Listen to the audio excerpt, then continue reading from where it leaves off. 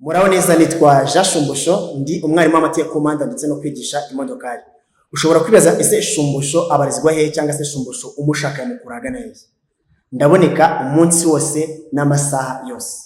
Telefone yanjye ushobora kumbonaho ni 0782535354.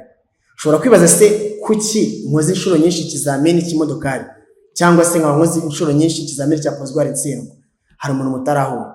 Ngwino duhure kuko amasaha standard. Wifuza kwigira mu rugo kuko utabona umwanya wo kuza kwiga ku ishuri, nta kibazo uramaga kuri telefone yanjye nzagufasha.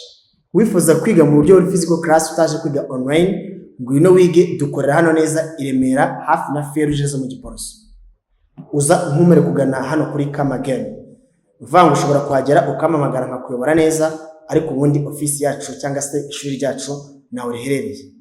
Ushobora kwibaza se nziga icyongereza nkimenye cyangwa igifaransa nkimenye cyangwa ikidage nkimenye? Yego birashoboka cyane rwose. Kwa ko mu gihe kingana amezi 3 byonyine uvuga icyongereza, igishinwa cyangwa se ikidage ku bantu bakunze kujya cyangwa se bakunda kujya kwiga mu Budage cyaba byifuza, cyangwa se ku muntu ushaka kujya guturayo mu Budage nta kibazo. Zira certificate zose turazigisha, yaba A1, A2, B1 na B2 ko dufite abarimu b'abahanga. Ikindi kidasanzwe ni igishinwa, yaba ushaka kwiga igishinwa certificate HSK cyangwa se ushaka kwiga zino international certificate like TOEFL, IELTS cyangwa se Duolingo, nabyo turabyigisha neza nta kibazo. Wemamaga kuri telefone yanjye ya 0782535354. Umuntu akunda kwibaza se ushobora kunsanga he cyangwa se unkeneye wankurayo kuri telefone ndahari, ndetse n'uburyo bwo kwigana nanjye nta kibazo, birashoboka cyane. Wifuza kwiga neza imodokari, apana kujya kwiga uvuga ngo nugutomboza cyangwa se ngo ningira umugisha nzatsinda.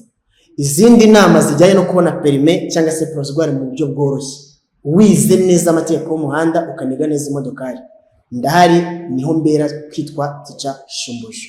Ushobora kumwicana cyane ku mbuga nkoranyambaga zacu zose, nitwa Teacher Shumbusho. Yaba Instagram ni Teacher Shumbusho, yaba YouTube channel nitwa Teacher Shumbusho, yaba kuri TikTok ni Teacher Shumbusho, yaba kuri Facebook ni Teacher Shumbusho.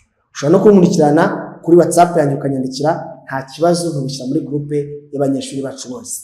Murakoze cyane rero, nifuze ko dukorana guhera kuno munsi kandi muzakigikire, bizagenda neza ndabibisheje, kandi muzahabwa service nziza ukurikije n'ibyo mbemereye. Murakoze cyane, nitwa Jean Shumbusho, ndabakeneye, ni karibu.